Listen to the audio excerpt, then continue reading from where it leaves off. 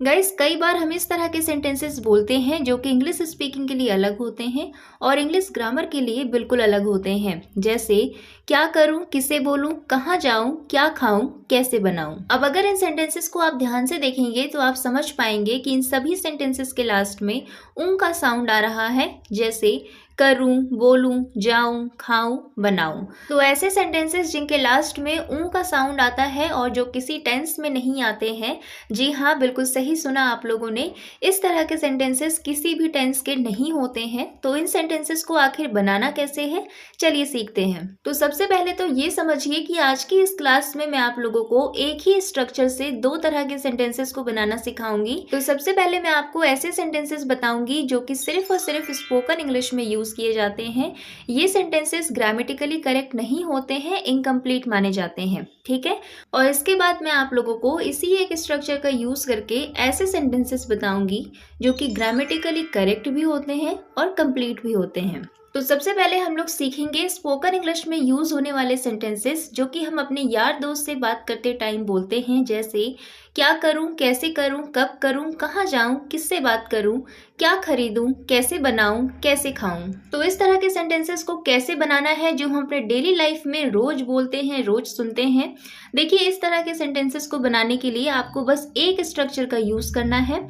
क्या है वो स्ट्रक्चर? देखिए, सबसे पहले आपको लिखना है WH फैमिली, उसके बाद टू लिखेंगे आप और उसके बाद लास्ट में आप लगाएंगे वर्ब की फर्स्ट फॉर्म। अब यहाँ पे आपका एक क्वेश्चन ये आ सकता है कि मैम WH फैमिली में तो कई तरह के वर्ड्स आते हैं, तो क्या जितने भी वर्ड्स WH फैमिली में आते हैं उन सभी का इस्तेमाल हम लोग इस स्ट्रक्चर में कर सकते हैं? तो आंसर है नो। देखिए, WH फैमिली में टोटल 9 वर्ड्स आते हैं। ये बेसिक WH फैमिली के मेंबर्स होते हैं। इनका यूज करके अलग तरह के WH फैमिली के वर्ड्स बनाए जाते हैं, जैसे हाउ लॉन्ग, हाउ मच। तो वो एक अलग कॉन्सेप्ट है। मैंने यहाँ पे आपको सिर्फ बेसिक जो यूज किए जाते हैं ज्यादातर WH फैमिली के मेंबर्स वही लिखे हैं।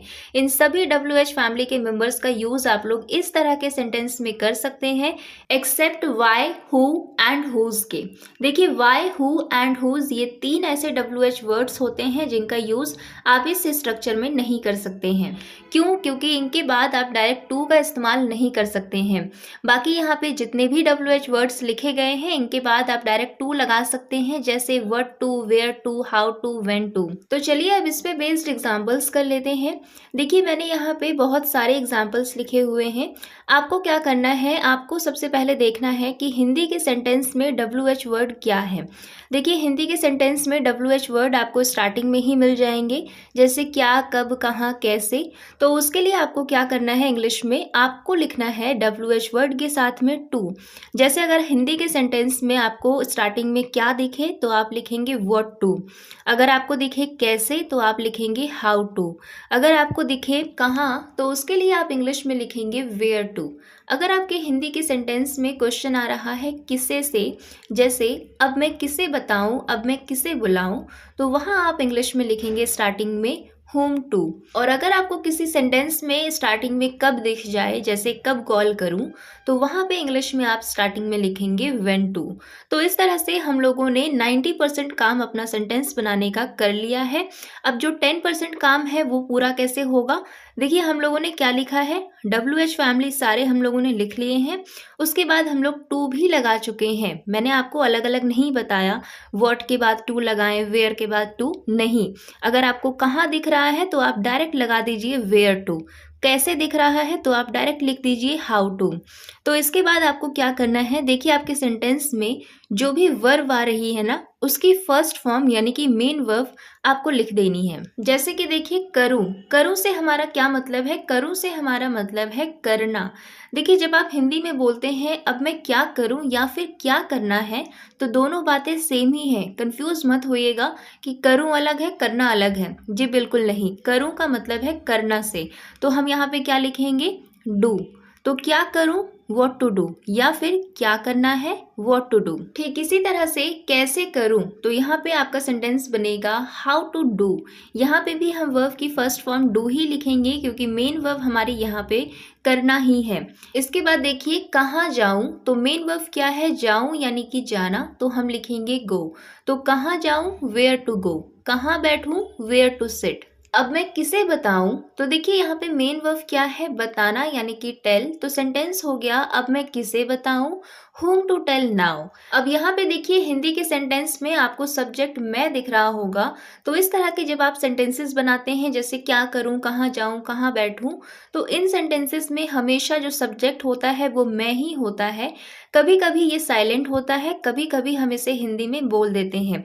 लेकिन इंग्लिश जब हम ऐसे बनाते हैं, what to do, where to do, तो यहाँ पे इंग्लिश में हम सब्जेक्ट मेंशन नहीं करते हैं। ये चीज़ आपको ध्यान रखनी है कि हिंदी में तो आप मैं का यूज़ कर सकते हैं, जैसे मैं क्या करूं या फिर क्या करूं, दोनों बातें सेम ही हैं। लेकिन इंग्लिश में आप सब्जेक्ट मेंशन नहीं करेंगे। इंग्लिश में आपको सिंपली बोलना है what to do, how to do, इस तरीके से। तो इसीलिए यहाँ पे हिंदी में सब्जेक्ट आने के बावजूद भी हम लोगों ने इंग्लिश में कोई भी सब्जेक्ट नहीं लिखा है। हमने यहाँ पे सिंपली लिखा है whom to tell now। तो ठीक इसी तरीके से अगर आपको बोलना हो कि अब मैं किसे बुलाऊं, तो आप बोलेंगे whom to call now।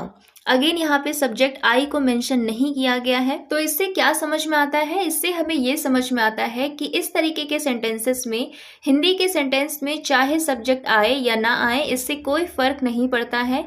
English में सब्जेक्ट नहीं होता है इस तरीके के सेंटेंसेस में। तो अब अगर आपको बोलना हो कि मैं कब कॉल करूं, तो आप क्या बोलेंगे, when to call। क्योंकि मैं कब कॉल करूं और कब कॉल करूं ये दोनों बातें सेम ही हैं। सब्जेक्ट आए या ना आए, जैसा कि मैंने आपको कहा कि कोई फर्क नहीं पड़ता है।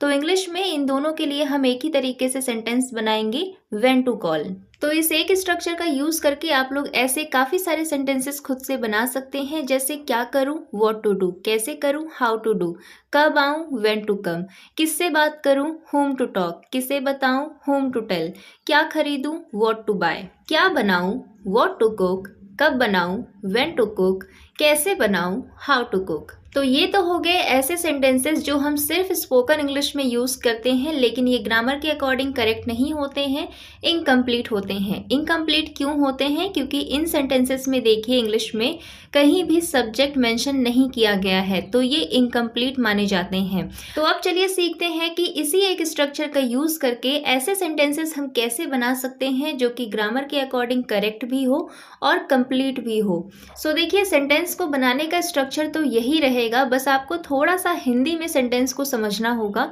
देखिए जब आप हिंदी में बोलते हैं ना क्या करूं, तो इसे आप हिंदी में एक और तरीके से बोल सकते हैं। इसका मतलब एक और तरीके से निकल सकता है कि क्या करना है। ठीक इसी तरीके से कैसे करूं मतलब कैसे करना है, कब जाऊं मतलब कब जाना है, क्या खरीदूं मतलब क्या खरीदना है, किसे बोलूं इसका मतलब क्या हुआ, किसे बोलना है। तो एक चीज समझिए कि जस्ट हमारे बोलने का तरीका अलग है। देखिए जब हमारे सेंटेंसेस में ऊ की मात्रा आती है, ऊ का साउंड आता है हिंदी में, जैसे करूं, बोलूं, खाऊं, खरीदूं, तो वो सारे सेंटेंसेस हम कहाँ यूज करते हैं, स्पोकन इंग्लिश में, जैसे क्या करूं, क्या खरीदूं, क्या बनाऊं, क्या खाऊं, इस तरीके से। लेकिन जब आपको कंप्लीट सेंटेंस बनाना है इसी एक स्ट्रक्चर का यूज करके, WH फैमिली +2 + वर्ब की फर्स्ट फॉर्म का यूज करके, तो आपको हिंदी के सेंटेंसेस को इस तरीके से बनाना होता है जिसके लास्ट में ना है आता है, जैसे क्या करना है, क्या बनाना है, कैसे करना है। तो आप लोग समझ गए कि अगर स्पोकन इंग्लिश की बात हो रही है तो आप दोनों तरीके से हिंदी में सेंटेंसेस को बोल सकते हैं, क्या करूं या फिर क्या करना है।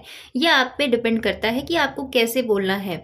लेकिन जब बात आती है कंप्लीट सेंटेंस बनाने की, ग्रामर के अकॉर्डिंग करेक्ट सेंटेंस बनाने की, तो आप हिंदी में एक ही तरह से सेंटेंसेस को बोल सकते हैं जिसके लास्ट में ना है आता है, जैसे क्या करना है, क्या खाना है, क्या खरीदना है। चलिए इसे अब एग्जाम्पल से समझते हैं। जैसे कि एग्जाम्पल देखिए, मुझे नहीं पता क्या करना है, तो मुझे नहीं पता इसके लिए हम लिखेंगे आई डोंट नो। क्या करना है इसके लिए हम क्या लिखेंगे, व्हाट टू डू। क्योंकि मैंने आपको पहले ही बताया क्या करना है या फिर क्या करूं, इन दोनों के लिए हम इंग्लिश में सेंटेंस को एक ही तरीके से बनाते हैं, WH फैमिली +2 + वर्ब की फर्स्ट फॉर्म। तो यहाँ पे हम लोगों ने लिखा I don't know what to do, मुझे नहीं पता क्या करना है। मुझे बताओ कैसे बोलना है, मुझे बताओ टेल मी कैसे बोलना है, हाउ टू स्पीक। उसे पता है किसे बोलना है, तो उसे पता है शी नोज किसे बोलना है, whom टू टेल। तो यहाँ पे हम लोग क्या कर रहे हैं, यहाँ पे हम लोग स्टार्टिंग में जो सेंटेंस लिखा जा रहा है, जैसे मुझे नहीं पता, मुझे बताओ या उसे पता है, इन्हें बनाने के लिए हम स्टार्टिंग में सब्जेक्ट लिख रहे हैं और उसके बाद सब्जेक्ट के अकॉर्डिंग करेक्ट वर्ब लगा रहे हैं। और इन सब के बाद जो सेंटेंसेस आ रहे हैं उनके लिए हम सिर्फ एक ही स्ट्रक्चर यूज कर रहे हैं, WH फैमिली +2 प्लस वर्ब की फर्स्ट फॉर्म। तो ये सेंटेंसेस ग्रामर के अकॉर्डिंग बिल्कुल करेक्ट होते हैं और कंप्लीट भी होते हैं, क्योंकि इनमें इंग्लिश में सब्जेक्ट मेंशन होता है। तो इसी तरह से कुछ और एग्जांपल्स देखिए, जैसे मुझे पता है कैसे पढ़ाना है, I know how to teach. हमें पता है कब कॉल करना है, we know when to call. उसे नहीं पता क्या खरीदना है, उसे नहीं पता, शी डजंट नो क्या खरीदना है, व्हाट टू बाय। ठीक इसी तरह से अगर आपको बोलना हो कि वो जानता है कहाँ जाना है, तो आप बोलेंगे ही नोज, वो जानता है कहाँ जाना है, वेयर टू गो। मुझे पता है किसे बुलाना है, I know whom to call. इसी तरह से अगर आपको बोलना हो कि उन्हें नहीं पता क्या खाना है, तो आप बोलेंगे they don't know what to eat. हमें नहीं पता कैसे व्यवहार करना है, we don't know how to behave. तो इस तरीके से आप लोगों ने देखा कि कैसे हम सिर्फ एक ही स्ट्रक्चर का यूज करके दो तरह के सेंटेंसेस बना सकते हैं।